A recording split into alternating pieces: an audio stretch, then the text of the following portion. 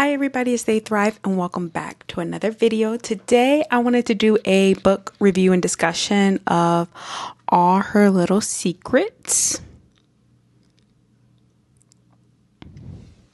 So overall, I would rate this book an 8 out of 10. The book infuses mystery and thriller, but also tackles concepts such as race, class, and trauma. Just a recap of the story. Ellis comes to an early morning meeting to meet with her boo thing / her boss, but she ends up finding him dead. Ellis basically ends up pretending like she didn't see the body because she tends to run away from things. Like her fight or flight response when she's stressed out is to flight.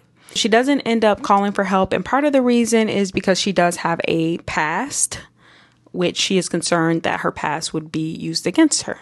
At first, the detectives thought it was a suicide, but they later determined that it was actually a murder that was staged as a suicide. Shortly after Michael's death, Ellis is promoted at the company that she works at. I think it's called Houston. And it is to be noted that Ellis was a African-American woman, and the company that she was working for, the company that she works for in the book is very racist, and they actually have protests going on due to discriminatory hiring and promotions at the company. They had a couple of EEOC complaints. In the process of the investigation, Ellis does find out that her brother somehow got wrapped in the situation where her boss was murdered, because the detective was asking her like who this guy was in the surveillance photo.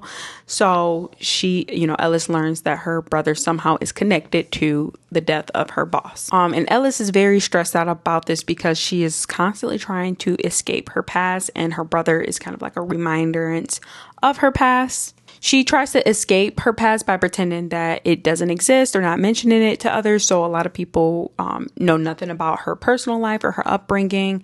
She omits a lot of information about her personal life and upbringing because she just doesn't want people to get close, not in the work setting, but also her friends that she's made like throughout college and school. Some of the things that she wants to leave behind, it isn't necessarily her brother, even though her brother does, like I said, serve as a reminder.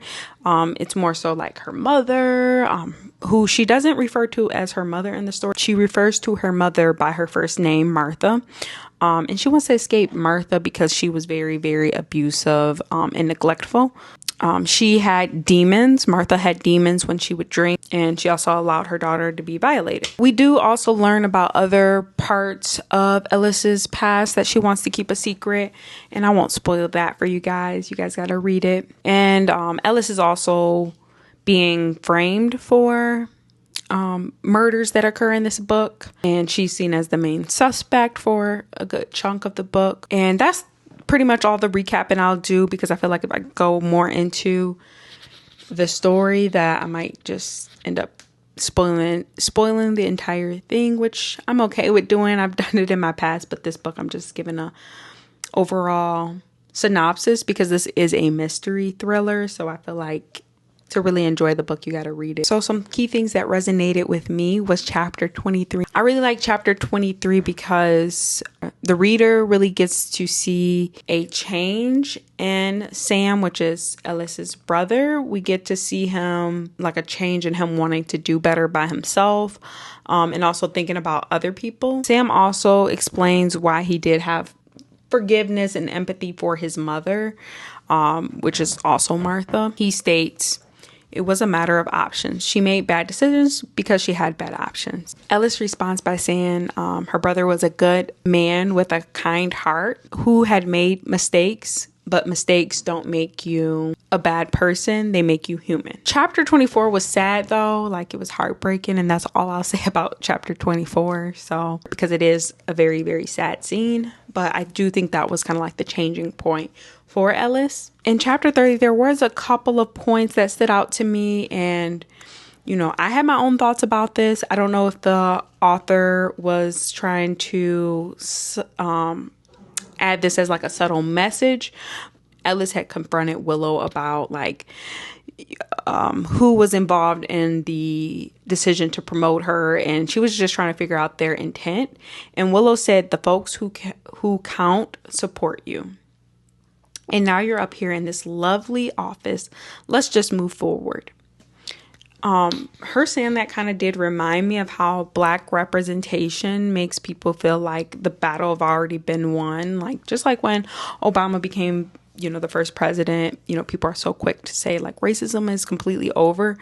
So I don't know if the author put that in there kind of to make fun of it, or like a form of satire, but that's kind of the vibe that Willow saying that kind of gave me, because the office is very, very racist, and we can see how that affects her ability to get things done in the company that she wants to do to make meaningful changes, the ability to do her job.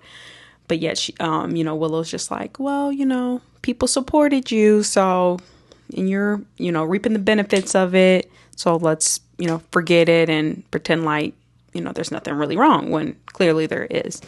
Another line that really stood out to me was said by Ellis. She said, Vera and I had our issues. Each of us a killer. Each of us capable of doing unthinkable things for reasons we believed were right.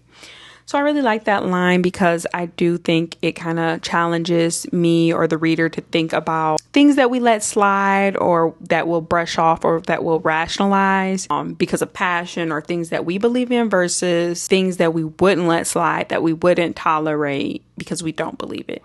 In a way that did kind of like challenge my thought a little bit and make me think a little harder about right and wrong. I also really like chapter 36 because it was very, very powerful. Chapter 36 is when Ellis goes back and remembers her roots. It really empowers her to fight and to survive, and it really empowers her to go back to her past and her roots in that chapter. And I think that this was very powerful, because though there are things that should have never happened, or she should have never seen, I'm sure everybody can say that about different events in their own life. At the same time, because it did happen, it did shape her point of view. And even though those moments were painful and unnecessary pain, it has to be accepted as a fragment or a piece of you in your story. I'm not saying it, it's your whole story. Like if something traumatic or sad happens to you, it's not your whole story, but it is a piece of who you are. And, it's a piece of what makes you you. I do think that at the end of the book, Ellis still had some healing to do because of her upbringing. She very much blamed herself for a lot of things, and she very much was a child that had to be the parent for both her mother and her brother, due to her mother being unable to take care of herself, more or less the two children that she had. So Ellis really took on that responsibility. So when things didn't end up going right, or things happened to her brother, Ellis frequently blamed herself. So I do think she still had some healing to do, of course. I think some of the main messages, other than the ones that I've already covered, corruption in the system. I think this is demonstrated with Sheriff Willie. Sheriff Willie is depicted as someone who is very power hungry and utilizes his power to exploit and harm others. I think the book also might be subtly trying to point out how when it comes to crimes committed or, injustices, it's a lot easier to, pick up evidence or blame, the Black folk. And Black folks have to kind of like work harder to prove or show their innocence. But yeah, overall, I really did like the book. I thought it was a pretty easy and enjoyable read. It kept me on my toes. And overall, I would rate this an 8 out of 10. Let me know your thoughts of the book if you read it. Thank you guys for watching. Bye-bye.